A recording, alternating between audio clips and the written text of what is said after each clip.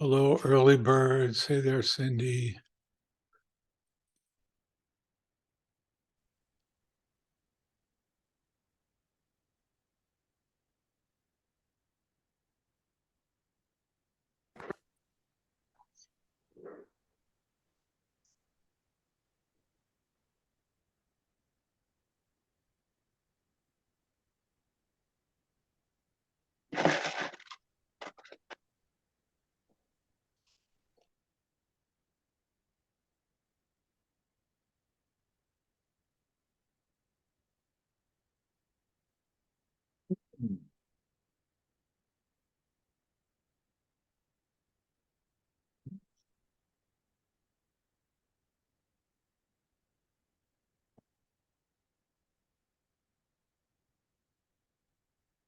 Gary, you want to pin me up here Oh, or you're do here. whatever?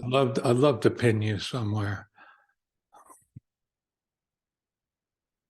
Let me find you there, Patrick. I'll make you co-host.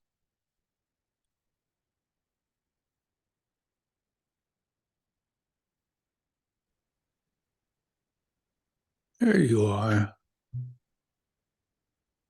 Hello. I'm playing whack-a-mole right now, so Love it. with all the note takers. So we have room for actual people.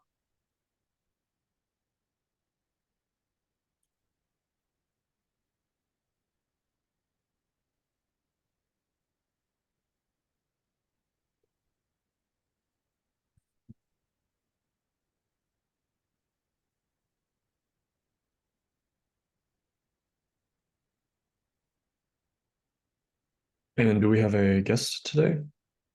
Yeah, James is coming.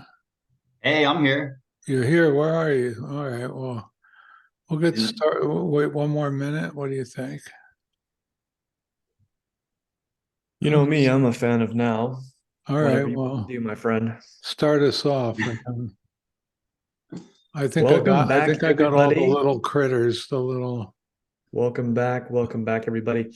Patrick Curley, your friendly neighborhood investor here, back again with Gary Shevitz, the deal negotiator, master transaction coordinator, and all-around unicorn agent, Gary Shevitz.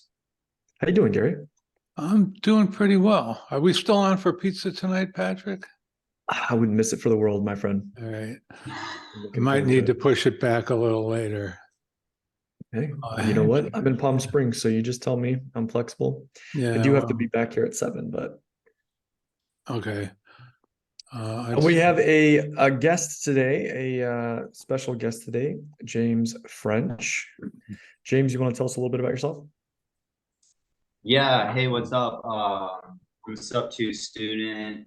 Been a part of Sub 2 since December of last year. So, I guess I'm going on about a little over 9, 10 months. I've been really fascinated about real estate for an extremely long time. I was actually contractor, home inspector, carpenter. I used to do a lot of fixing and flipping from '04 to '09. Then life kind of changed with the economy and I had kids and stuff. So I kind of took a little backseat with some stuff. And then, yeah, and then just got full into getting back into the construction world, doing a lot of multifamily stuff. And then really just trying to figure out how I wanted to get back into real estate and studying like BiggerPockets, reading books and stuff, and just started connecting and making stuff happen.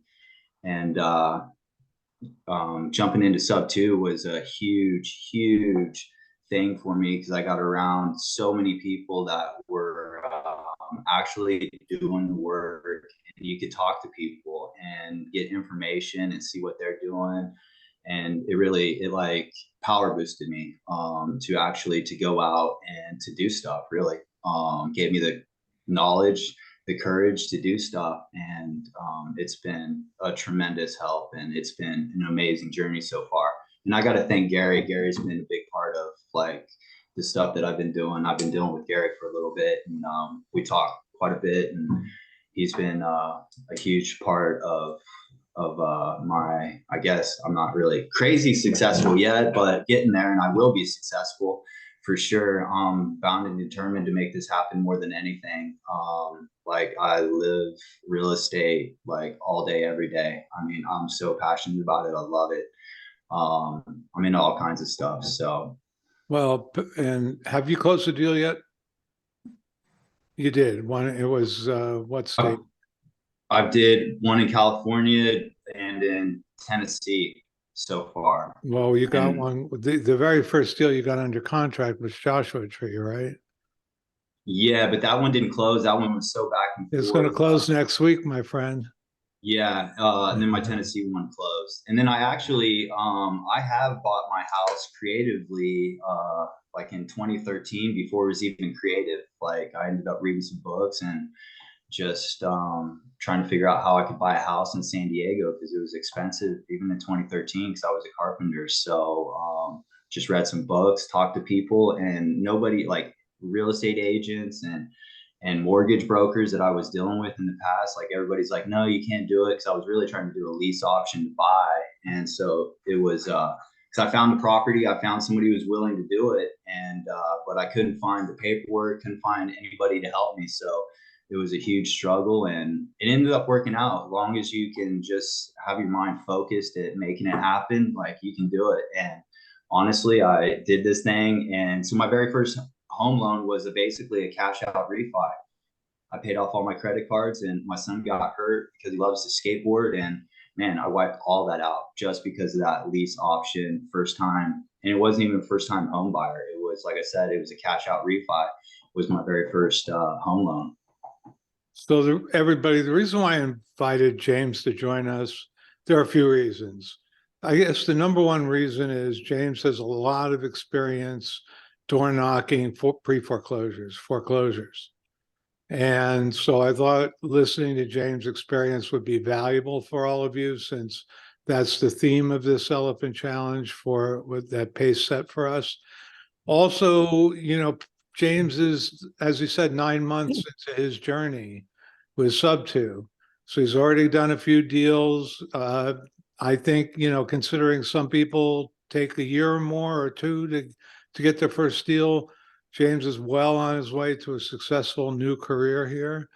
So I thought, you know, his experiences, so he's like 15 to 18 months behind where Patrick is right now in that same kind of journey. And Love it. and James has done, you know, done things a little differently than you did, Patrick, but they're parallel paths. 100%. And you know, this is really fitting because last night I was thinking about this.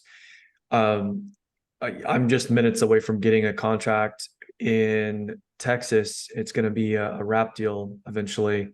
That's the exit strategy that I'm thinking. And I've just been thinking a lot about this lately because I'm in my own business working with my acquisition guys and we're closing multiple contracts every month.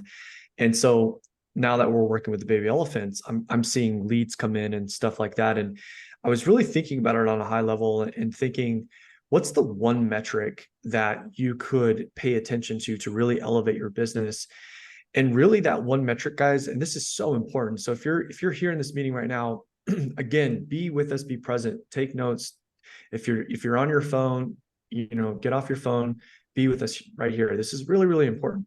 The number one metric is conversations. The number one metric that you can track is conversations. How many conversations did you have every day?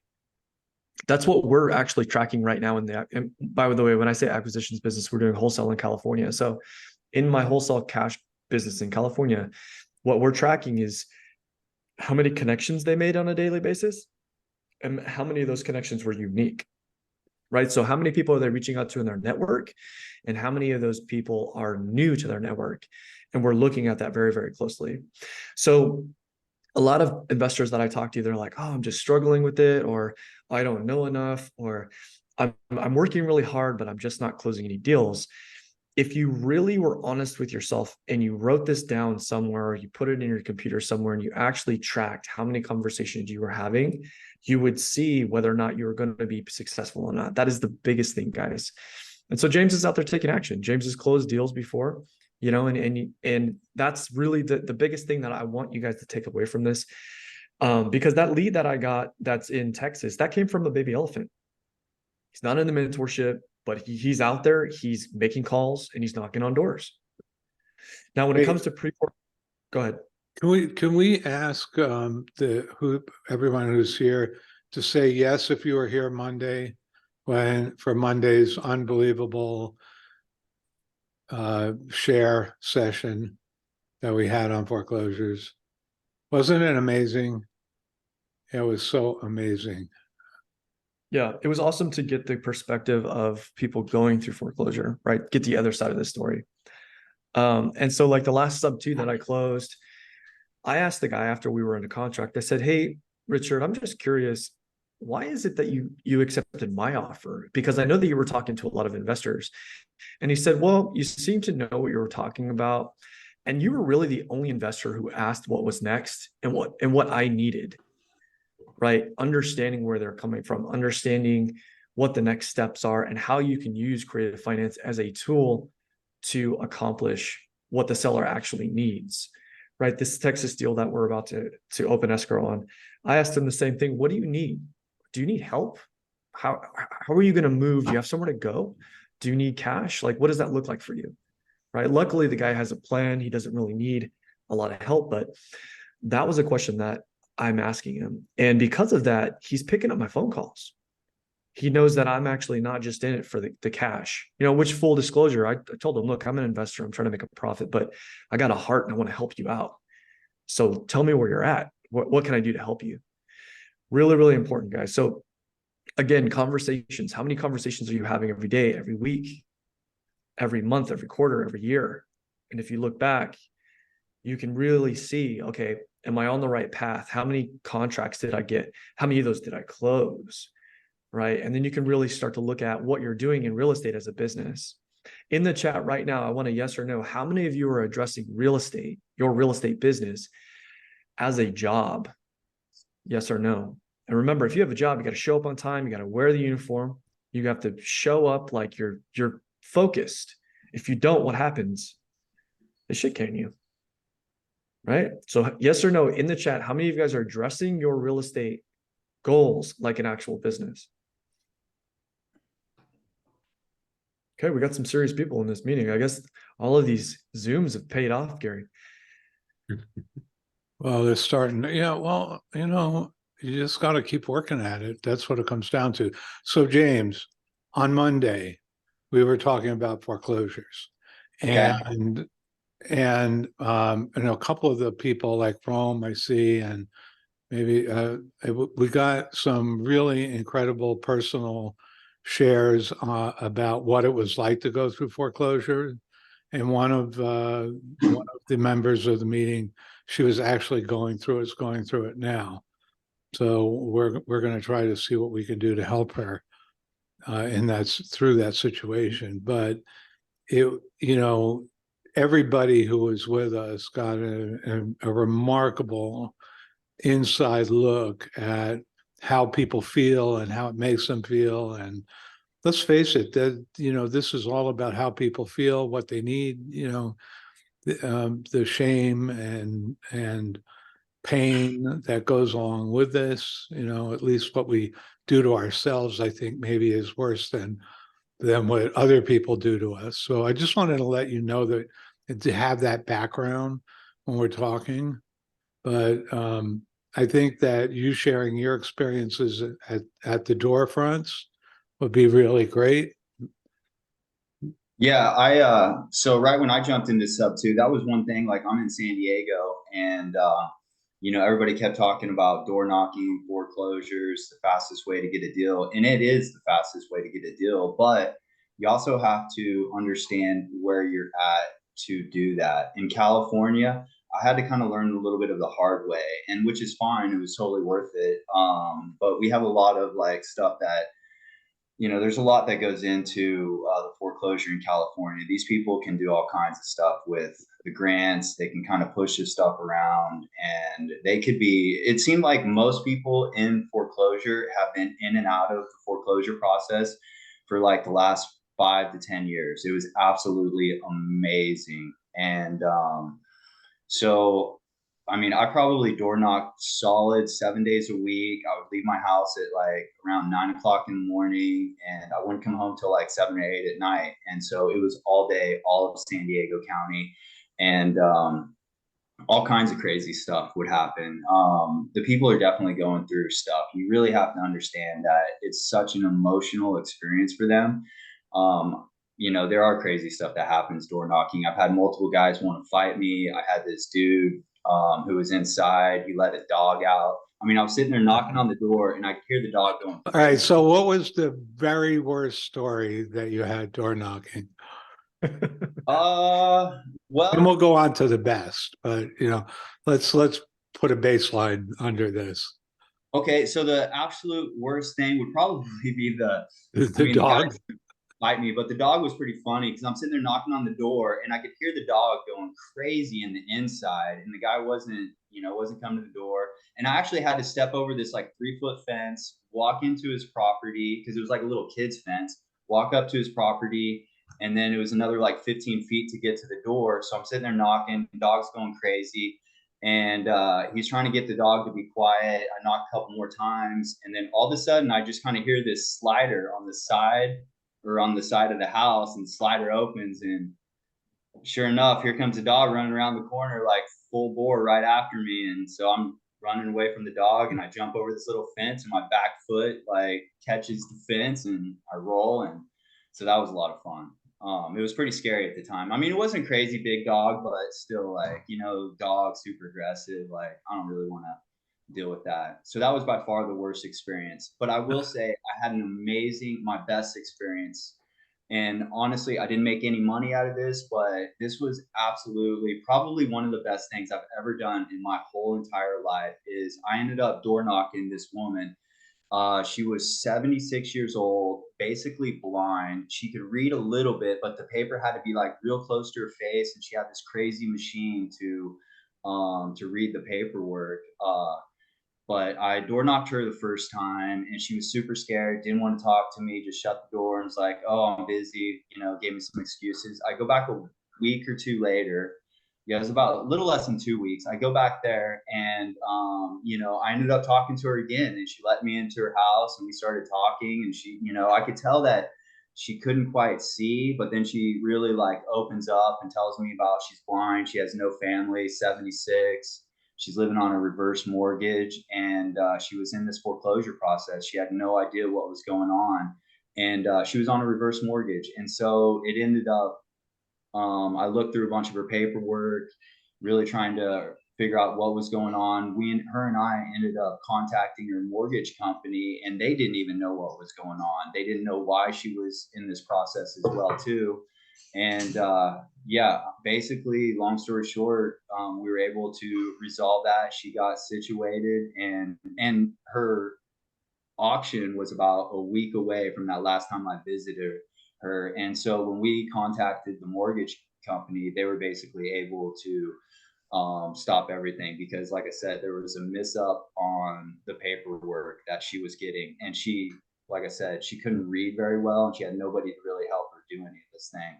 So we ended up, basically saving this lady from getting foreclosed on for somebody else's error, really. So she got to stay in the house, and like, it was truly amazing. Wow, that's fantastic. Good for you, man. Good. Would you- So somebody, question. yeah, question. Did you catch that question? Yeah, there's a pretty good question actually in the side chat. What's your opening line? Yeah, what's your opening line through the door? Hey, if anybody wants to ask James direct questions, raise your hand. Okay. Sydney what just he's here messaged for. me personally, and she said that she's sick and Yeah, she I got that. Yeah. Yeah, my opening line I would always say is like, yeah, I'm just here reaching out to people that are having issues with the bank. I would never say foreclosure. I would never say any of that because, in some states, you also have to know that you can't really say foreclosure. And plus, it's such a sensitive word that you don't want to just come out and say foreclosure.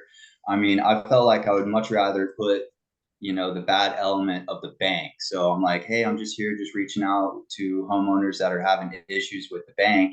And that would kind of catch them off guard. And then they'd be like, well, what do you mean issues with the bank? And then you're kind of like, the house mortgage, and they're like, oh, okay, yeah, yeah, I'm kind of in foreclosure. And then, depending on the people, we'd have a conversation.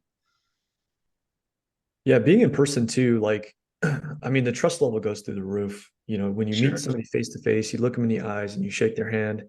It's a different listening of who you are and what you have to say. So, I mean, that's why really, well, that and the fact that people go into ostrich mode, during that notice of trustee sale, those 2 points really make door knocking effective. And so to your point and what you mentioned earlier, guys, if you're going to go out there and door knock, I would highly recommend that you would go with somebody else, like a partner, and especially if you're a female, just for safety's sake.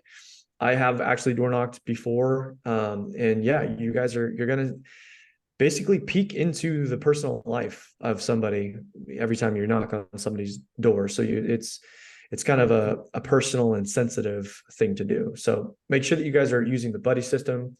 And right now, guys, in the chat, if you're open to knocking on doors, put your city in the chat so that we know where you're at and so that you guys can network right now. That's what these meetings are about, guys, is meeting other people. We got 55 people in this meeting right now. So inside of the chat, link up, guys. We got people from LA, Rancho Cucamonga, Simi Valley, Georgia, Hawaii, Connecticut. So yeah, if you see somebody from California, shoot them a message. Give them your cell phone and link up, guys. That's how I met Gary. I met Gary. We just met online. I was like, hey, let's chat. We got on a Zoom. I'm Turned serious. Mike, you want to go with me? Mike, We're in the same neck of the woods. We cover a lot of ground. you go with me, man. Cindy, it got you out of bed? I've been keeping Mike busy. I'll be surprised if he has time. I was a The little unfelt worried half about time, that. All right, Cindy, talk to us as long as you're out of bed. Well, you got on mute. Important to say. You keep muting yourself. Look at me. No. I'm sick, but I missed Monday, so I didn't want to miss anything. And I was teasing Mike because I want to go with him. He thinks I'm kidding. No, I don't. Mike, are you Yeah. door knocking as well?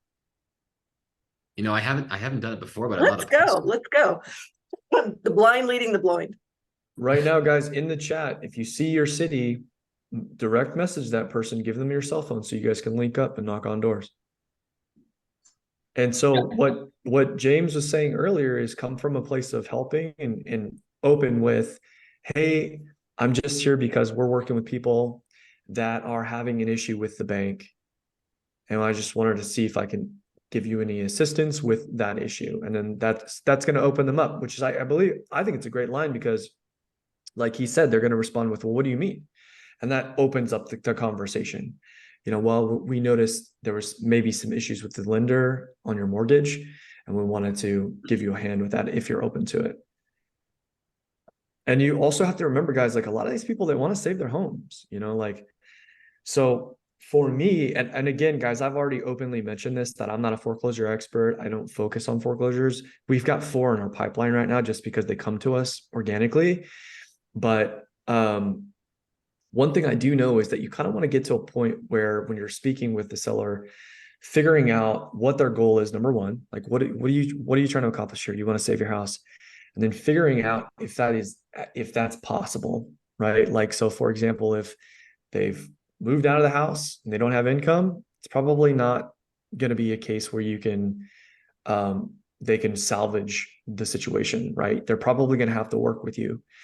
And in some of these cases where you may be doing your due diligence and really trying to help these people out and doing everything that you would normally do to do that, it just gets to a point where it's on the 11th hour and they've got no other options but to work with you. And you've already built that rapport. You've tried to help them through their situation, and them selling to you, whether creatively or for cash, is actually the best option for them because it's going to help them with their credit and forcing that. James, did you have anything you wanted to add to that? Yeah, I was going to say, to me, like, if you're in that process, and for you people that don't understand, like, I feel like subject to by far is one of the best tools for people that are in the pre-foreclosure or in the foreclosure process. I mean, because if you can get the arrears paid off, you get the loan reinstated, you know, at that point in time, now, you know, whether they, and especially, I mean, unfortunately, if they have to move out and go start somewhere else, then, you know, that's really unfortunate, but it's kind of part of it. Like, why are they in that process from the get-go anyways? Maybe they couldn't afford it, job, whatever the case may be. But, you know, subject to on those type of foreclosure situations, like when you pay off the rears, it gets it back in good standing, and then you're paying the mortgage on time, which is rebuilding their credit. So it's by far one of the best things that you could do for those people. It's better than doing the BK or short sell or any of that stuff. So it's actually, you know, you're doing them a tremendous value, and it's rebuilding their credit. So in 2 years, hopefully they're back at like being able to buy a home. Yeah, 100%. And I also got to say, like, I did door knock probably well over 1,500 homes as well. Wow. That's what I was How- gonna ask. Did you save more than that, just what, that one lady's house? Uh, No, you know, she was the best one that I saved. I mean, I gave a lot of people, I mean, in California, there's so much stuff that they can do with these grants and stuff. And once you kind of like clue them in on the grants and they figure that out, you know, I mean, it's, I guess, in one way, it's great for them. On the flip side, you're like, wow, you didn't make a payment and here you get $80,000 free. So, kind of mixed emotions on that one. But yeah, I mean, you know, and that is the thing is most people do want to save their home, you Right. know, and it is truly heartbreaking when you go to a house and there's a family in there and they got kids. And it is extremely emotional because a lot of times when you're knocking, when there was a time when I was knocking on the door and the kids are like, Mom, somebody's at the door, and the parents would be like, shh, shh, shh, just trying to get the kids to be quiet. So, you know, you really It's a have to bill go. collector, a creditor. Yeah, I mean, that's pretty much what it is. And that's why a lot of these people are hard to get. You know, if you're trying to call them on the phone and you skip trace them, and all of a sudden when you skip trace them and they got 6 to 8 numbers, and that's the reason why they got 6 to 8 numbers, because they're changing their phone numbers, the bills are a mess, and they're hard to get a hold of. Yeah. They're Yes. running. Did you ever get a phone number that was a former deadbeat's number? A former deadbeat's number? Yeah, that's happened to me a couple of times. Oh, I no. new phone numbers, and then I'm getting called by all these creditors Oh, you Well, get it. for Celeste or Lucy or Jose or who knows, you know? Well, I did skip trace this one. I was door knocking this one lady, and I kind of kept talking to her, and she'd brush me off, and then I ended up skip tracing her because I was like, I'll just call her as well too. But her boyfriend was like a crazy wacko drug guy, and he thought I was trying to hit on his girl, and like he calls me up acting like he was in foreclosure, started drilling me with all these questions, and I'm like answering everything, and then all of a sudden out of nowhere he just flips it and he's like, so what are you doing with my girl? Like, what do you mean? So I was going to say, was that in a good way or a bad way? But I guess it was a bad way. Huh? Yeah. Oh yeah. It was a Ty, little, Ty, do you have a question for us? Yeah, I had two questions. One is, so what besides like county listings, were there other ways that you were able to get good leads on properties or contact information? That's question number one. And then the second one was, if like what are maybe two things that you wish you knew then that you know now when doing the door knocking? I like those questions, Ty. were those to me specifically? I think Yeah. so. Yeah. Okay, so I wish I would have knew more about the uh you know, the laws of what they can do in California, because you got to kind of understand that. And also I felt like another thing that I really want to know is, you know, before I was just going after everybody who was in foreclosure in San Diego County. And, you know, if you look at like I use Property Radar, that way I could see where they're at with their mortgage and everything. and a lot of people would have super high equity in the properties. So, you know, if they have really high equity and stuff like that, then, you know, that it's hard to do something with those type of properties. And unfortunately, those really are going to be a short sell type situation. I mean, you're going in there thinking sub two, being able to do whatever you want with the sub two by buying and holding it or wholesaling it off to somebody. But that, yeah, I think just understanding that, because then at more towards the end, I really started focusing more with properties with low to no equity that were in the foreclosure process, because that would be something that I could actually like sub to and get a hold of. So I would hit those up a lot harder.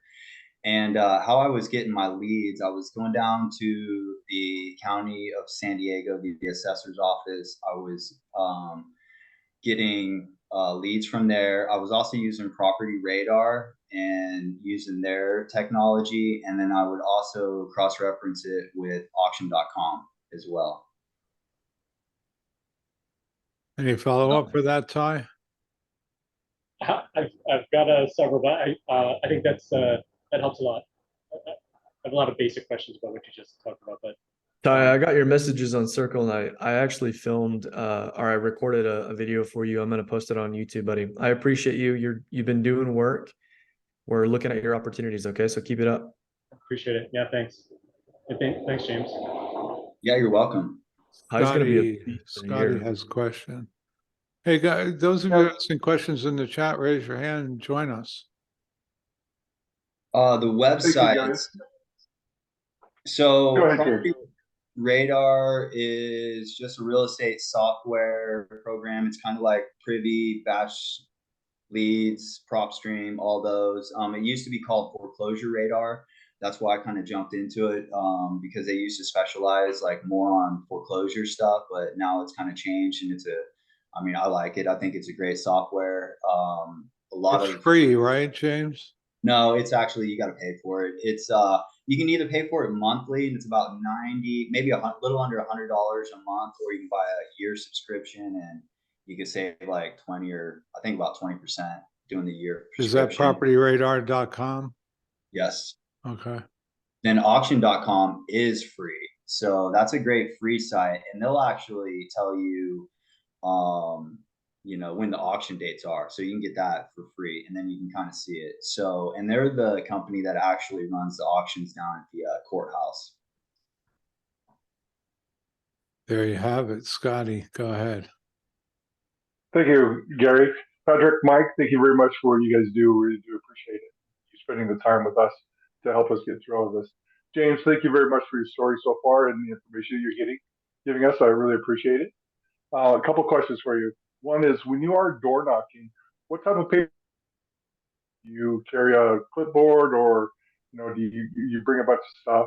And then also, when you find somebody, or when you get to somebody that has the resources to solve their problem, do you help them perform a resolution or to help resolve their problem, or do you just turn them on to another website, go on from there? No, so I really didn't try to take any paperwork or anything with me. Like, I really wanted to just go up there. I didn't want to scare them off, and for them to be like a little hesitant, as because I kind of felt like, just talking to other people, that if I'd go up there with a clipboard and maybe super dressed up, nice. I mean, I would go there with a button-up shirt and look like casually nice, but not overly done, because I didn't want to scare them off. I didn't want to intimidate them by me dressing up really nice, and looking like a business person, like I was actually coming in to buy the property. I really wanted to go there, and definitely I wanted to help them in that situation, but obviously I wanted to be able to make some money. But going through this situation, you have to be willing to help, and then if you can help them, the money will come for sure. Like, it's out there. And then I was leaving like little handwritten notes is what I would do, just real simple. Like, I would just go to Staples or something, get a 5x7 card, to keep it real blank. And I would do a couple things. Say, at first I was saying, this is James, give me a call. And then I wasn't really getting any calls. And this is kind of could go either way, because some people definitely got upset about this one. And then some people would be cool and open up. I'd be like, hey, neighbor, give me a call, and then leave my phone number. And then they would call you up and they'd be like, hey, so you're my neighbor. And you're like, yeah, I live in the area, you know, and then we kind of go with that. But if I would put neighbor, I would absolutely get calls for sure, more than just my name and phone number. Words Thank you, I that get appreciate that. called. I love that. And There's, so there's a nugget, right? That's a gem. yeah, so that's really good information. And so, Scotty, there's another guy in the mentorship. God, I can't recall his name, but I know all he does is foreclosures. And I was watching what he was doing, and he would have listed out the steps to what you can do to stop foreclosure. And so, because the common thing that you're going to get when you knock on these doors is you're going to have them answer, and they're going to say, well, I'm already taking care of it, right? You're going to get a lot of that. And so what I know he would do is he would hand them the piece of paper and he'd say, okay, cool. Which one of these steps are you taking? Right. And he would want to get them to see where they're at or answer, and just continue that conversation. And again, come across as somebody who's just there to help. And if they don't want the help, that's fine. You know, because there's a lot of, you know, and I've also heard stories where the initial meeting, they don't want any help, right? They don't want to talk to you. And then the follow-up happens. And then there's more follow-up. And then on the 11th hour, they end up selling their house because there's no other financial way out of it. Right. And really, that's what you have to get to. You have to get to the point of, can I help this person? And are they out of options? Right. If I can help them, great, give them resources and let them navigate it and follow up. Or if you can get to that fork in the road and decide, okay, well, look, you've already told me that there's no income and you don't have this. So I know that you're not going to be able to apply for this grant or this loan or whatever. And so you have to keep this in mind. I mean, do you want to foreclose, or do you want to actually save your credit? And those are your options, right? I'm not going to force you into anything that you don't want to do, but I want to be here as a net to catch you if you're going to fall. Yeah, and I agree with all that. And basically, you were kind of asking earlier, Scotty, and what you have to do, I feel like, is, you know, in that situation, you really have to just paint them a picture so they have a better understanding. That way they can make a way better educated decision for them on what they need to do. Because you can also get in a little bit of trouble if you go in there and tell them like what they should do. So, you know, it's really like, it's better to just lay out all the options and start painting the picture. Like, okay, well, we could do this, we could do that, you know, and then just have a conversation about everything and then kind of go back and forth. And then they'll realize that, oh yeah, I'm not gonna be able to do that. And then I can't do that either. And then stuff, or I don't want to do that. And then, you know, and then you're just like checking the box, you know, you're just getting rid of a few things. Cause there's, you know, a handful of things that people can do in the foreclosure process for sure. Yeah, guys, write this down. If you're in this meeting, I want you guys to write this down. Uncertainty is the source of all stress. Okay, write that down. That's really important. Uncertainty is the source of all stress. And if you can educate yourself enough to be able to outline the options that somebody has going through a foreclosure process, that alone, that education process for them alone will help reduce a ton of stress. And you're going to build a massive amount of rapport with that seller that you're working with. They're going to have a different listening of you through the process. They're going to pick up your phone calls, answer your text messages. And if they have to, they'll work with you on selling their property. Thank you, guys. I really appreciate it. Yeah, of course, Scotty. All right, guys, any questions so far on what we are covering? Cindy's got her hand up. She's, You know, waving. I have feeds from auction.com already. I've been getting them forever. The reason why I haven't been actually acting on them, I thought it was too late when it's on there. I don't know why I thought that. So I'm literally getting feeds like 2 or 3 a day. So I guess my question is it any time that I can go after it? I thought once it's taken over and it's going to auction, then you have no way of negotiating. I guess I'm not, feel stupid now. I had all these leads coming to me. So what's the window when you start seeing them on, they put down like auction is in Ventura on September 10th. What's the window that I could go after them? You can From go. my experience, you never really know until you talk to the seller. Like the Texas Okay. property that we're working on now, the last thing I heard, their auction was next Thursday. I talked to the seller today and they were like, oh, they pulled it off auction. It's not going to go to auction on Thursday. So you never really know, number one. And, Okay. you know, I think what James told us earlier too, was he was like, I wish I would have known a little bit more about the process, because what in California, for example, there's 3 months and then there's 3 weeks. So you have notice of default for like 3 months, then notice of trustee sale for 3 weeks. And the majority of these properties, from my understanding and my experience, the majority of these properties, a high percentage, 90% and above, they go under contract within the last 48 hours of before auction. Right. The seller has no other choice. And they finally say, okay, fine, let's get under contract. I'll do it.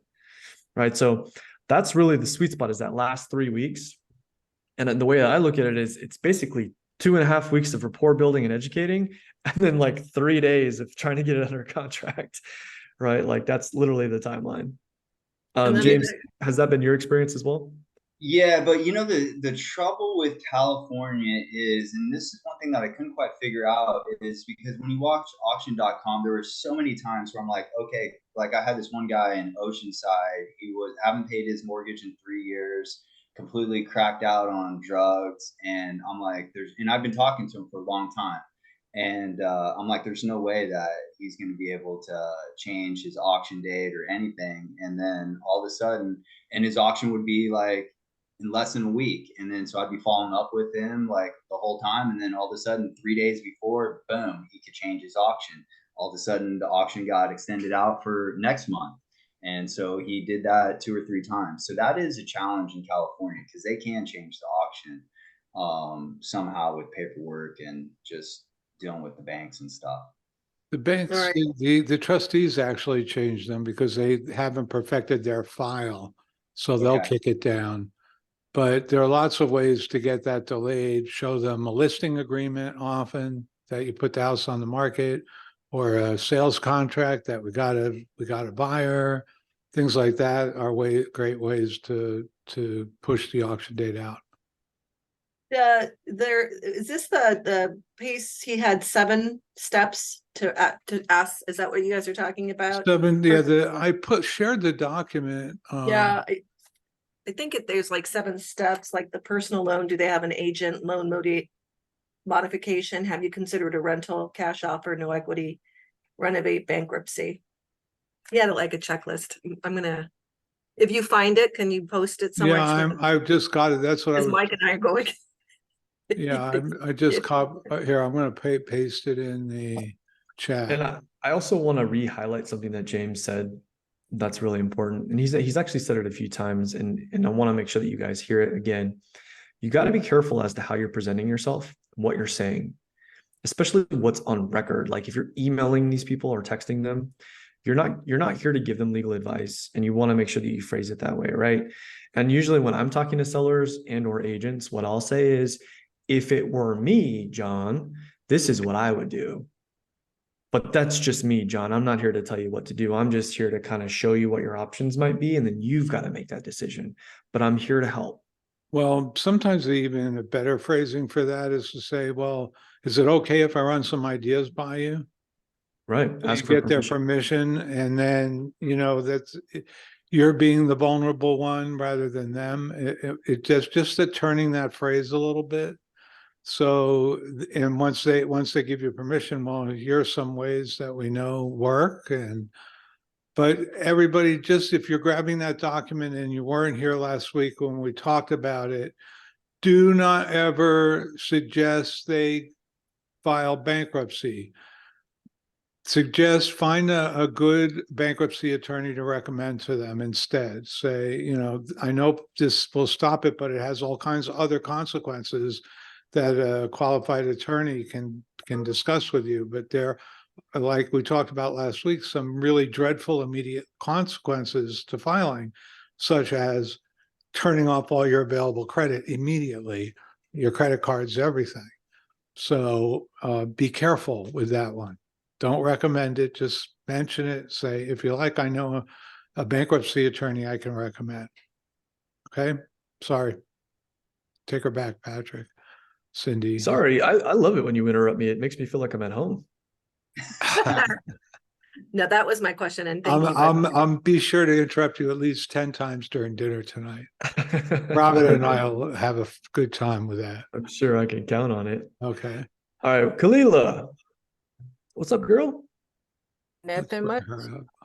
I just had a quick question. Is there a different approach if you're going to a homeowner that probably is in a neighborhood that's a more expensive neighborhood, like the bigger homes that may be in pre-foreclosure? Is there a different approach you would do to a homeowner like that, or it's all the same? If that makes sense, what I'm asking.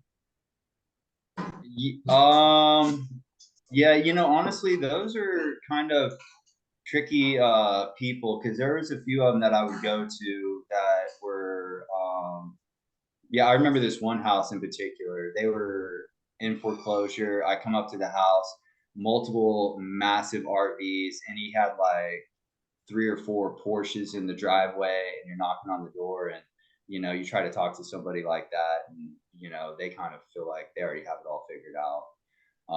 So I didn't really, with those type of people, to be honest with you, those people are kind of hard to get through, because somehow they got so successful that they made so much money. They got to buy all these crazy toys, all these like really nice homes and stuff, and then they got into this situation, right? So I feel like those are kind of tricky people. If you can go to somebody else who, I want to say it's more middle class type, you can have I felt like an easier conversation, because they're sometimes maybe a little more down to earth and that you can talk to because of the situation. Especially, maybe me coming in, like talking to them, and I don't know, it could go either way. So they were definitely a little tricky. Gotcha. Just thought I would ask. I can see why you say that though, James. Makes sense. Yeah, I think that's a great question, actually. And we, even with what we're calling on, right? Like, so Mike and I were making calls today, and we're calling on investment properties, actually. And so you're just going to get a different level of sophistication with price points, right? And so you have to be ready for that. And at the end of the day, if you're coming from a place of helping people, I always say that you're always going to come out on top, right? Like, that's the intention you should always hold, and see where they're at. Like, I had a seller who's walking away from like $75,000 of equity. And if you put that down on paper, I would have never said that somebody would do that, but they're doing it, right? So you really never know until you have that conversation. Gotcha. Just at the end of the day, just treat them as a human. Don't look at what the material possessions that they have, because they go through things just like the typical average household. Okay. Right. Yeah. And so I've said this a lot in other Zooms too, because what stops a lot of people from doing any of this is fear, right? And it's the fear of looking stupid, or not knowing what to say, or being embarrassed. But there's 2 things. Number one, I've already mentioned it, come from a place of helping people. And 2, it's what I call like redefining your role in the company. So if somebody asks you a question that you don't know, you say, you know what, John, I'm actually just here doing my job, trying to help people out of this situation. And my job is to gather as much information so that I can see if me and my partners can help you. So I don't really have an answer to that question, but next time I see you, I will. Right. And that allows you to give yourself permission to go out there and really put yourself out there. And then that's the best way to learn, right? They ask you a question, you know the answer, but next time you get answered that question, you'll know, because you'll figure it out. Absolutely. Hey, Kalila, before we end this meeting, we'll probably end around 4:30, but I want you to jump back in so we can talk about the property in Georgia, okay? Okay, no problem. Oh, you Cool. guys are working on a deal? Great. We're always working on it, baby. Hey, James, is that QR code the best way for people to reach you? Yeah, absolutely. James And is then- willing, by the way, everybody, James is willing to work with you as well, one-on-one on some of these deals. You can bring deals to him. You can find him in circles, scan his QR code.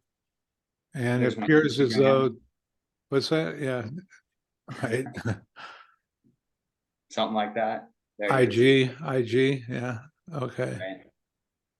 And Ty is back for round two. I'm sorry. Are you gonna compete? You're gonna end up being a competitor for Cindy? Yeah. Yeah.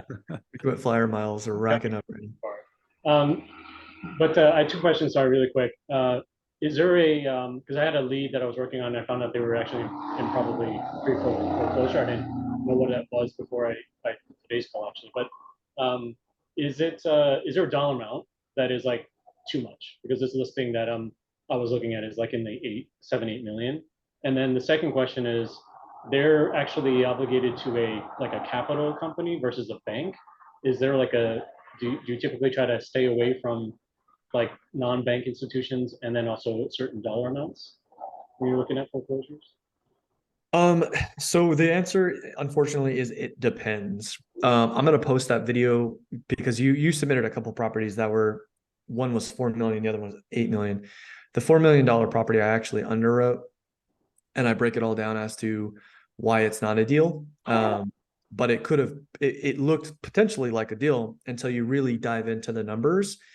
And this, I would say, with the luxury properties, they're a little bit more advanced, number one. Number two, you have to have, it's a smaller buyer pool, right? In any sense, in a cash sense, in a financeable sense, in a creative financing sense. So you, number one, have to either have the risk tolerance to take on something like that, or you have to know somebody who does. So that's why with new investors, I typically recommend that you guys stick to price points that are a little bit closer to the median in each respective market. Okay. You mean Now, a lot again, I'm not, closer. well, a lot closer. Right? You're being delicate there. Yeah. Yeah, a lot closer. But again, Ty, I don't want to say that that's not necessary. Those aren't necessary opportunities, because they could be, and I have the means to raise capital in those situations. But for those that are getting started, really my goal for you guys is to get a deal, number one, then to get a deal every month, then to get multiple deals every month, and then to either join a team or start one, right? That in my mind is the progression of an investor. And if you keep focusing on these deals that take a longer amount of time, that have a smaller buyer pool, you're not going to make as much money. Yeah, start with a single family house rather than a skyscraper. Right. Right. You had another question, Ty. I can't remember what the second question was. It was just more of if you're dealing with an institution that's not a bank, because one of the ones I had was like a capital management company that was actually owned the note to the home that the person was trying to get rid of. So, Probably not a good idea for a sub two. okay, yeah. Yeah, unless you have a track record, they're probably not going to want to work with you. And that's the problem with some of these 8 million, 4 million, $10 million homes. They're financed commercially, or they're financed in unique ways, private equity funding, and those you're not going to get away with sub two so easily. Okay, thanks. Yeah, but I will say, yes, I agree with you. And I do know somebody in the mentorship who's going after luxury properties specifically, like around anywhere from like $3 to $5 million. And what he's been telling me is that they're more willing in a lot of these cases to take 100K and walk, and the entry fees are anywhere from like 3 to 7%. So when you look at the numbers, there's actually more net cash flow, and the entry fees are lower. So there's better cash on cash returns, which I thought was extremely interesting. But anyways, that's a side note. Again, guys, I would stick to median price points. And there it is. I'm going after one for a client right now. They're asking 4.5 million, so I should be talking. But there is some wisdom what Patrick's saying, but you either need, if you do go ahead and take down a monster like that, are you going to be able to you best have an instant dispo strategy. Otherwise, Right. you're going to be carrying a big, $25,000 a month nut. So Right. potentially. So yeah, and Mike, he's smart. The way he's doing it is he's opening escrow with minimal EMD and putting that at risk, and then trying to get applications as a rental in escrow. And he was telling me on the last deal he did, he had 30 applications in escrow, which I thought was extremely impressive. But anyways, that's all side stuff. Mike, how's it going, man? Hey, good. I'm doing great. This is excellent information. This is a question for any of you guys. What's the prime window of time to approach people in foreclosure? Is there a window that's more valid or easier to reach and talk to? Are they more open to listen? Maybe at the latter phase versus the first 30 days? And Yeah, I mean, I think, in my opinion, I mean, obviously James focuses more on this than I do, but I think it's in that last 3 weeks. Like I said, the most of these transactions happen within the last 48 hours of the auction date. And that 3 week period of time is basically just you introducing yourself and being consistently in their face to let them know that you're always going to be there and that you want to be top of mind if your last resort. okay. This is another question. Maybe James could help with this one. If you knock on doors and unable to get somebody to open, because some people probably are just stubborn, they're not gonna open the door to anybody, no matter if they're home or not. And so, do you leave cards, notes, or anything at the door to follow up for those kind of people? Yeah, I left little just blank little 3x5 cards that would say, "Hey neighbor, give me a call, James," with my phone number. I That's love that. it. It's Yeah, brilliant. that was it. I didn't. Before I was doing something else, but then I changed it to that. Hey neighbor. Before I was like, "Hey, give me a call. This is James," with my phone number. I would get a few calls, but when you put "Hey neighbor, give me a call," it was a huge difference. Like they were definitely calling. And like I said earlier, some of them would be a little, because I'm living in San Marcos, some of them would be in Oceanside, and then that would kind of throw in a weird little kink in the situation. But once you kind of get over that kink and start talking to them, it'd be fine. But some people definitely didn't like it. Yeah. But Would it you got send more people mailers calling. too? What's that? Would you send mailers out as well? Or Me personally, I never did, but that was actually that is a great way to do it because there are other sub-2 students out there that are in the mentorship, and the more that you can contact these people with your name, your info, the more that they're going to see it. So if you can door knock them and call them and send them something in the letter, you're kind of in their face all the time, and then your name will be right there to where when they get down to crunch time and like what Patrick was saying, most of these people will wait, and absolutely, for all foreclosures, they're going to wait until the last minute because they don't know what to do. Most of these people are so just scatterbrained because of everything that's going on. So, Right. They're going to be making the decision like the last couple days or maybe that last week for sure. Yeah. Thank you very Yeah. much. Mike, I'm gonna post a link in the side chat for you. It's a video called How to Build a Real Estate Business. Watch that video. It's really, I talk about marketing. I talk about spending marketing dollars and when you should do it. In my opinion, I don't think anybody should jump into this industry and start spending money. That's my opinion. I think you need to get the reps. You need to get your processes down. I mean, we're generating a pretty good amount of money in our business, and we're not, in my opinion, not even dialed in yet. And we're not even spending money on direct marketing yet. So again, I think it's from my opinion, I think it's a large mistake for people to spend money on marketing unless they've got the sales down, they know how to run the transactions. So watch that video. It's in the side chat for you guys. There's also some other resources in there. You can submit your deals on that last link. And then there's some other key videos that you guys can watch. So check it out. Thank you. Appreciate it. Yeah, of course. Cindy, Cindy's back. tie 2, Cindy 2, they're tied. Sorry, no. I just had a quick question. I scanned. Stop it. I scanned you, James, and I have no idea what this Blink is. So I'll download the app that you're using, but that's fine. I'll figure it out. It's a business card, right? You're a digital business card. Is that what that is? Yeah, that's what you do. You scan it and then it'll have all my information and you can get a hold of me. Is that like blink? Well, you got to follow the link and then you'll get. Okay. Oh yeah, I mean, I have it. I just sent him a thing. I had no idea what I'm doing. I'll figure it out. Just quick question. Why would we go, not why, because you're obviously a nice guy. Difference between you and Patrick as far as sub-2 and what you're looking for. How do we I kind of process things. I kind of filter things like No one said that there's an or there. There's an and there now. We're just Yeah. adding, we're adding, well, yeah, we're adding Are you talking about like a buy box? Is that what you're talking about? No, I'm just trying to figure out, like, let's just say I go out with Mike today, he's not gonna go, I'm gonna go by myself. It's fine, I'm always doing things by myself. But let's just say I found a lead, who do I send it to? Do I just put it in the lead thing and you guys sort them? Is that how it works? Yeah, I mean, if it's in regards to foreclosures and you need help with specific foreclosure, guidance, I'm not the best resource. Openly, I'm I'll saying say a that. lead, but our leads, who do we send? We still send them to you, right? Yeah, that's correct. Okay, So the list all. that we provide you Regular guys- wholesale leads, yes. If you, That's all I guys, wanted to know. I brought those of James you- in because he knows a lot about working foreclosures and he can help you too. And he's Right. willing to help you and work with you to help you close deals. He's actually Yeah. in San Diego. My sister lives there, and there seems to be a lot of foreclosures. She lives in Rancho Penasquitos, actually. So for those of you guys who are new in this meeting and returning, in the link that I just provided you guys where it says resources, if you go to that page and you opt in on the next page, we provide lists for you guys to call on. These are vacant properties that have low interest rates.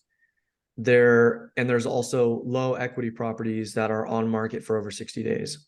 There's also scripts. There's other resources on that page. So if you want something to call on and somewhere to make money, those are the lists that you want to take a look at, because those are all areas that I'm actually purchasing in. So the reason that we're giving you the lists where I'm purchasing it, for obvious reasons, but it's faster for you guys to actually make money because I'm going to be performing on those contracts. Okay. So take a look at that. And if you have foreclosures that you want to bring in the James, guys. He's got information. He'll help you with them. He'll help you work the leads.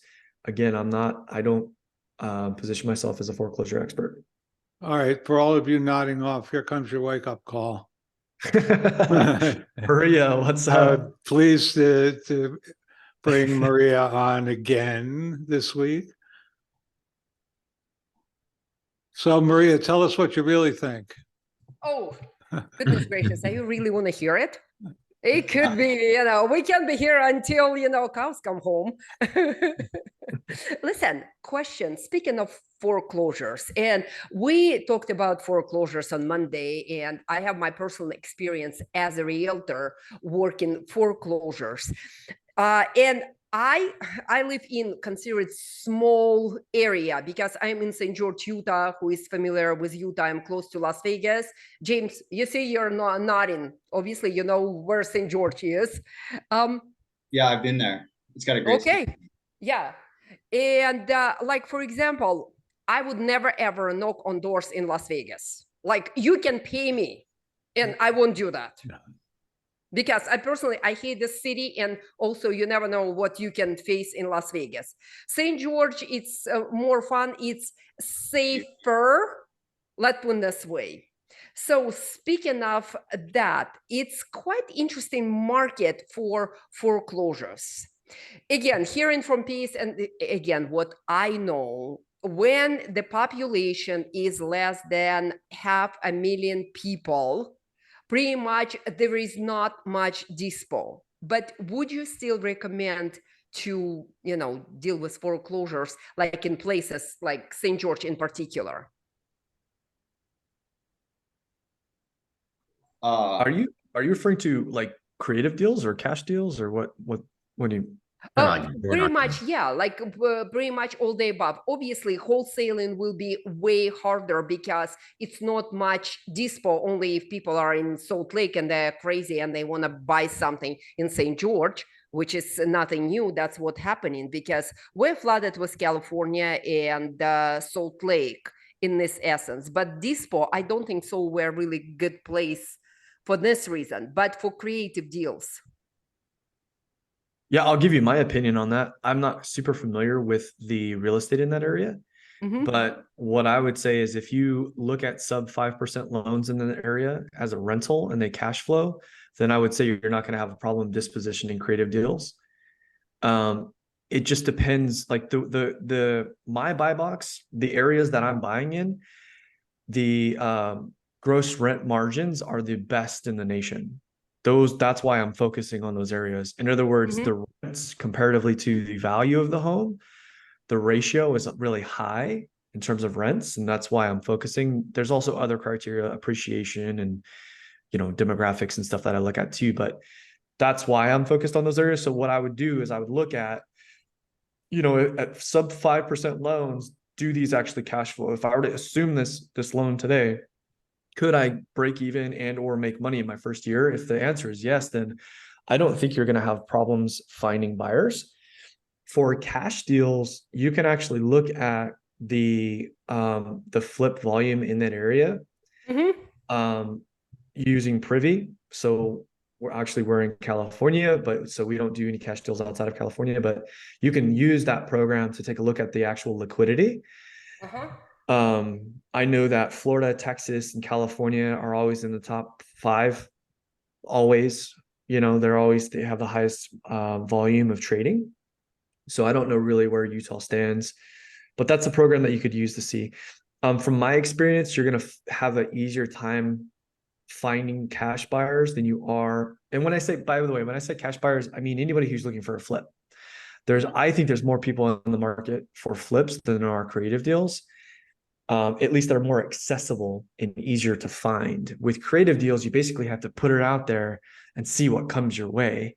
And then you have to have a vetting process for those people that you're wholesaling your deals to, right? So it's just not becoming popular. I mean, 2 years ago, the mentorship had 200 people in it. Now there's 12,000, right? So it's becoming more, I don't want to say common, but more known. And so the buyer pool is growing, so to speak. Yeah, it's really saturated, and like Salt Lake is extremely saturated. And again, we have like literally, it's like the last event, and you can look at Salt Lake City, and we're getting close to California. It's not even funny. St. George is the same way, James. I don't know when you were in St. George last time, but now if you don't have $1 million in your pocket, you can't buy anything. It's like, yeah, stay away. Yeah, I'm not that familiar with St. George. Like, I drove through it one time. I was there for a whole afternoon, and it really seemed like I was actually honestly just kind of blown away at the scenery, all the rocks and everything. It looked like a gorgeous, like, little town city. So, I mean, if you have all that and you have $1 million homes and stuff like that, there's definitely rentals there. I mean, there's definitely real estate investors. So I can't imagine you'd have a hard time finding either cash buyers or somebody for creative there. Because, like, there's real estate investors in almost every town in every city, I know Pace is purchased in Utah. Oh yeah, I mean, literally, you guys, it's crazy. I've been here for 20 years, and I moved from East Coast, and I'm like, what the hell? Where did I move to? But now I'm looking around, it's like, oh my gosh, I think I'm in the best state. Like, seriously. Yeah, I mean, I got off the phone a few days ago with a seller, and he has a whole bunch of properties. I can't remember. He probably had like 20 or 30 properties, and and most of his properties were in Kansas City, but he had a good majority of them were all out in these really small little towns. And this guy had been buying real estate most of his life. He was an old farmer, and he just started buying these little homes in these really small farm towns. And he was like, they're never vacant. They're always busy. And I was just like really blown away at that. So, every real estate investor is different. Everybody's got something that they want to go after. Most people, when you talk to like the bigger investors, are definitely going to be heavily invested in more of the popular cities and areas.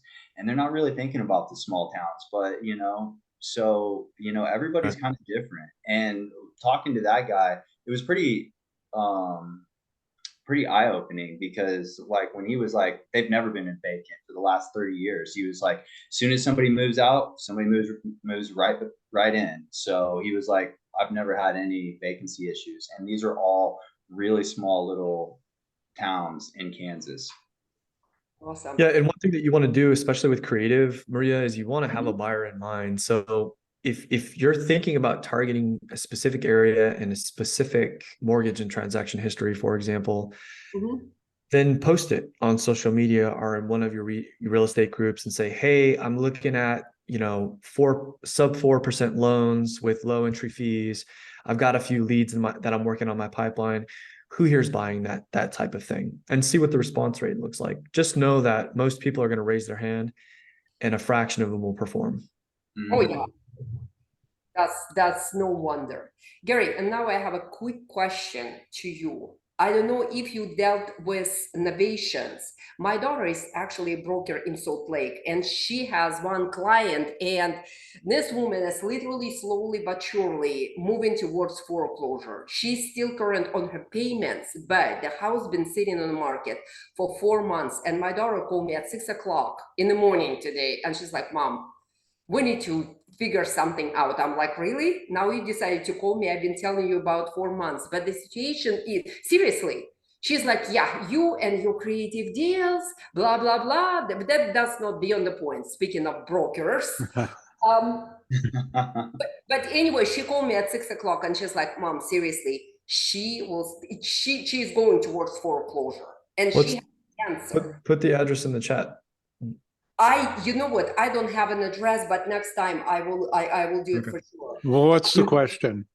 The question is, her basement is not unfinished. And I told Arena, I said, listen, let's assess her basement. Let's finish her basement and sell the house, like rebrand it, sell it, stage it, and stuff like that. When you deal with novation, does agent charges commission too, or it's just what came out of profit from selling the house?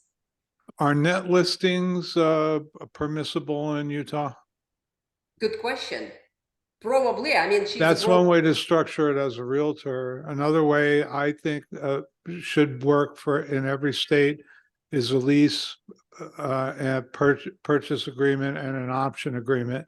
3 separate documents. That's well structured, could probably work. Okay, so I'm not in love with the current structure that we have in sub 2. I think it's problematic, especially with some escrow companies not understanding it, and but I think the future might be, you know, and the way we look at things is constantly evolving. You know, even the way we do sub 2s has changed over the last few years that I've been in the over 3 years I've been in the mentorship. We've changed the way we do them. We've changed process and standards. So we're continuously evolving, trying to get better, trying to protect everybody in the transaction more thoroughly, more effectively, more fairly. So you know, it's a process. But when it comes to novations, that's a tricky deal structure. And I don't know Utah real estate law. So like I say, when I say to you, you know, I think that lease, the 3 agreement structure, lease agreement, purchase agreement, option agreement, together hold potential to work in every state. But I certainly haven't vetted it, and I came close to doing one here in California that way, but it didn't quite work out. But so that's one structure. But you and your mother are both in real estate agents, so find out what net listing could work for you. Just be sure you know what you're about to spend, right? Oh, absolutely. Right. Yes. Make sure your listing agreement is long, right?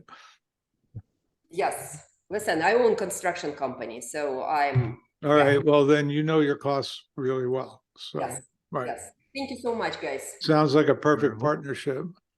Ty had a good idea. If you want to take it on, he was asking about a breakdown of an existing lease listing to see if James, or I guess I can't. Why can't I make the little thing go away? As long as we've got time, I do have, for those that have submitted deals, I do want to go over. Oh, okay. So we won't take on any new ones. Patrick, we're still meeting for 5. We got to finish on time tonight, or you can. We got to get that pizza, man. I got to get out of here because I'm much farther away from where we're going than you are. So, all right, let's pull, if I can, if you don't mind. Can we pull Khalil up here? Who? Raise your hand. Kalila? Oh, I got Kalila. I got her. She raised two hands for you. Okay, Kalila. So what's the deal? So you spoke to an agent. What is the last terms that you pitched to the agent? The last terms that I put to the agent was, I had said that we can do 5% down, which will be like a earnest money deposit. And then I also said that with the balance, it can be divvied up into equal payments. And when I was speaking with the last leader that was working with me, he suggested to divvy up into divided by 360, and that will be the monthly payment. So if you do the math on it, it's around 30-year amortized, 0 interest. But when's the balloon? we never got to the balloon. We never Oh, okay. So that's why I didn't want to call, because I thought you said 3-year balloon, and I was like, that's not going to happen. No. Okay. Okay. So you didn't talk about it. What I Okay. was saying was, when I initially said from a high level how we can structure it, I misspoke on the text message with see. that. And Okay. then when I actually saw them in person, I said it correctly, because I think that's what led them to ask me, how would you get the property to cash flow? Okay, so here's what I'll do. I'm going to pitch that as, I'm going to say, I'm going to give you 5% down. We'll assume the loan. I'll break up your seller carry back into a 30-year amortized 0 interest.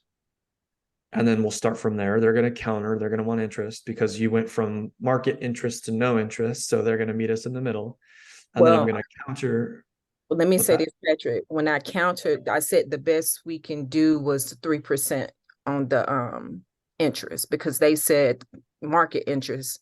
What's And What's the note interest at right now? Do you know? I don't know what the note is, because the agent said that the house was on free and clear. But when you look on PropStream, there's debt on the property. Okay, interesting. Okay. And then do you know if it cash flows at 3%? That it looks like it may not, because looking at the rental rate in the area, it's around, I want to say maybe 1,800.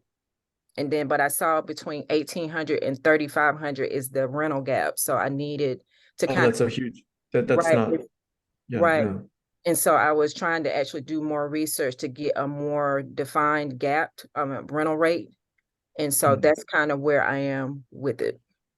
Okay. Good work. I'll give the agent a call and we'll continue the negotiations. Okay. Guys, give Kalila some love in the chat. She's out here doing work. Having conversations, guys. Having conversations. Good job, girl. Appreciate you.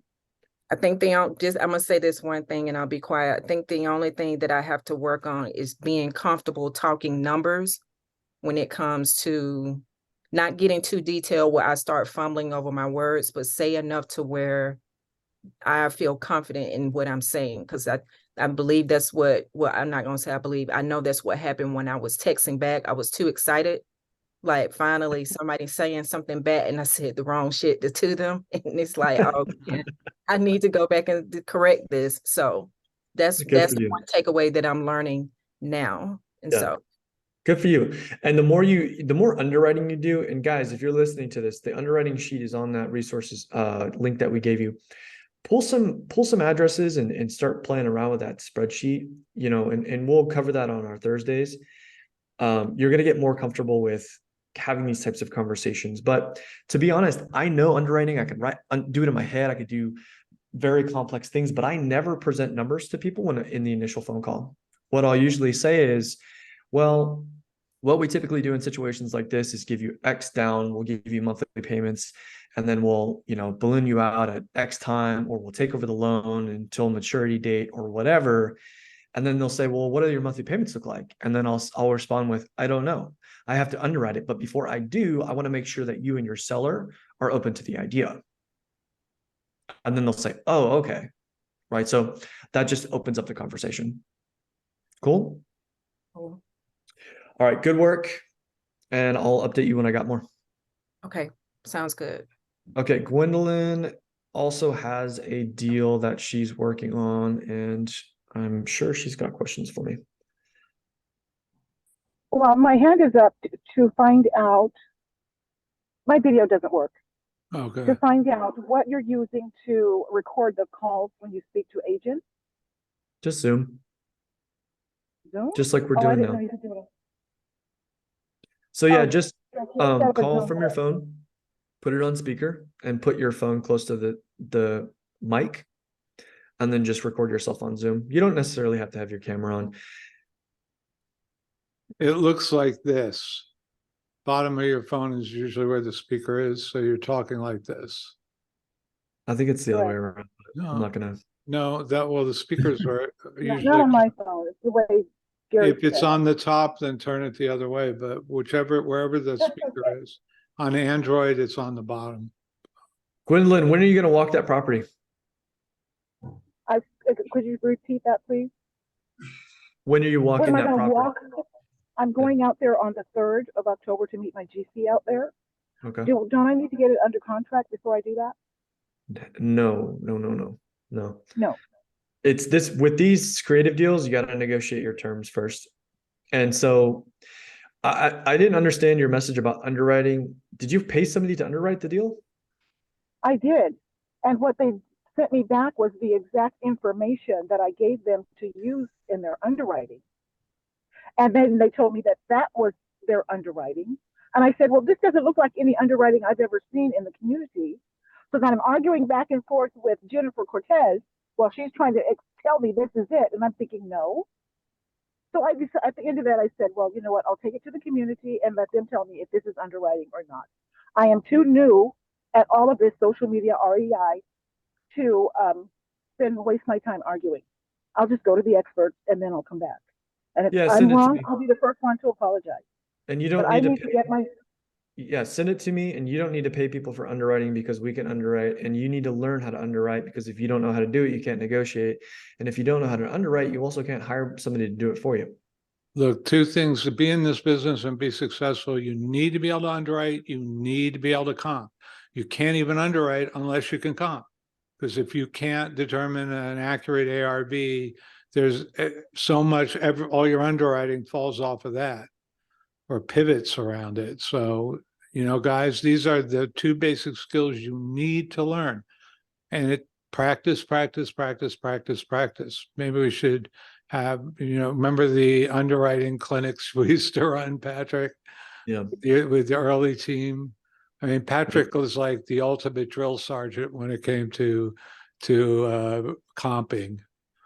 But do yourself a favor, look up Jamil Damji. If you don't know that name, that's the name you got to know. Jamil Damji. Get on his YouTube channel and watch some of his comping sessions. Well, I can do my napkin underwriting, but I need a professional to go through and do the deep dive. No, you don't. That's what I want. You need to learn how to do it. You don't need a professional. You need to be the professional.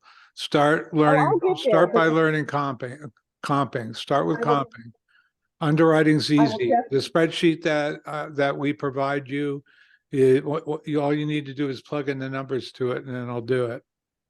But seriously, start practicing your comping. And I would start with multifamily. You're taking on some big dragons here. Luckily, you've got me, King Arthur, but seriously, really start with like, Yes, I will- you like that reference, Gary? And we're just knights at the round table here, right? But seriously, start. definitely, The circle is really master Camelot. Underwriting. If you do 20 single family homes, you're ready to do a multifamily. All right, Gwendolyn, I appreciate you. Send me that information and we'll continue the conversation. Thank you. Thank All you, right. Gwendolyn. We're coming up on 4:30, guys. If you have questions, now's the time.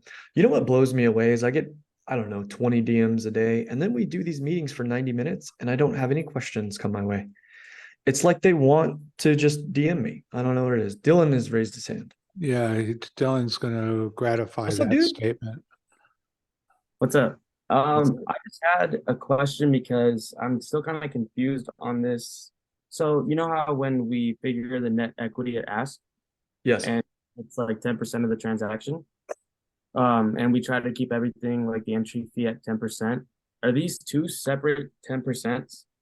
Is like the transaction cost going to be 10% anyways, and the entry fee is a separate 10% that we're looking at, or is it both in one? I don't know if that makes sense. Yeah, you're talking about the 10% that gets taken off For the- the top of the asking price.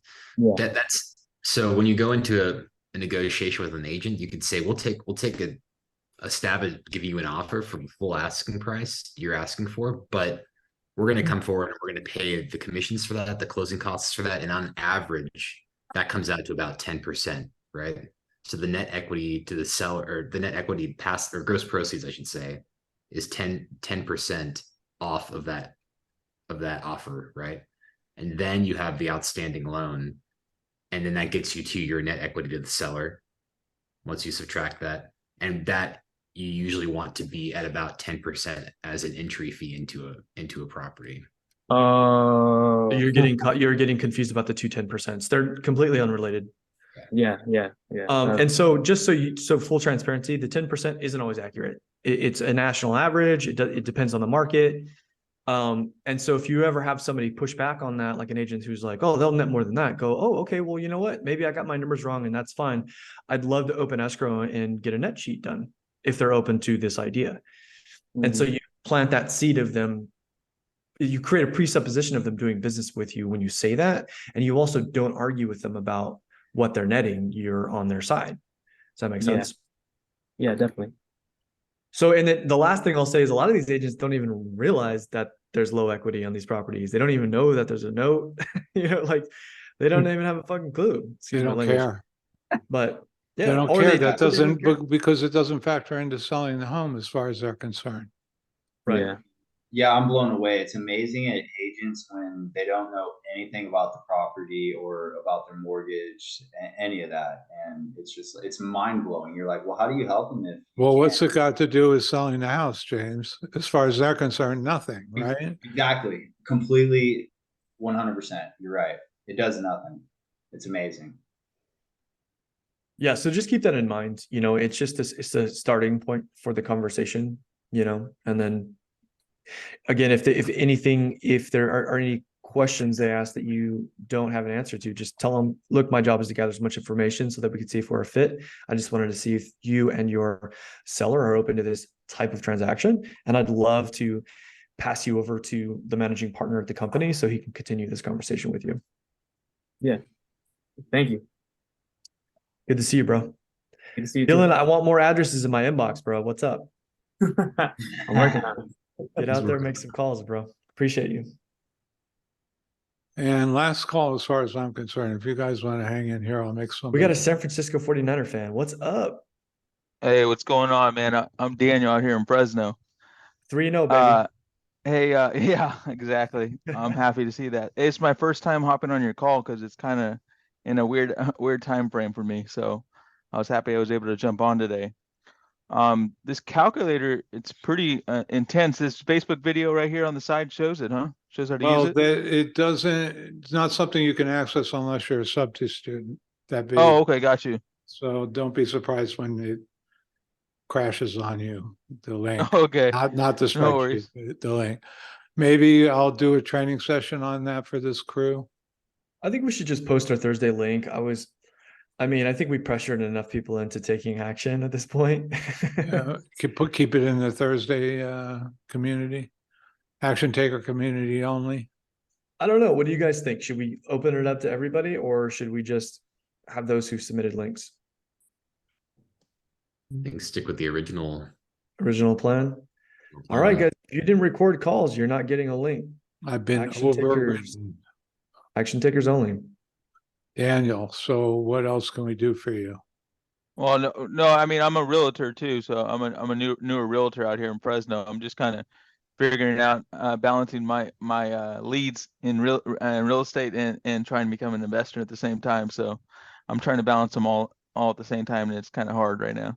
If I were to give you any advice, it would be to focus on one thing because you're splicing your energy. I was focusing on everything when I first started and I put everything on hold and I just did cash wholesale deals, and now we have a business, and now I'm creating another business that has to do with creative finance. So, and I've got agents on my team, bro, who are walking away from their retail business. Okay. Right. So that's my opinion. You know, again, it's just my opinion, but I think that all entrepreneurs naturally want to have multiple projects in the air. That's just a natural way of an entrepreneur to operate. But the successful entrepreneurs, the ones who are making serious money, they have the ability to focus on one thing. All right. Jason Lee, we can't end this meeting without saying what's up to Jason Lee. What's going on, guys? How's it going? What's Can up, you hear dude? me? Yeah, we got you. What's up? How are I you? gave you the controls. Yeah, you so can. I think my question is exactly that on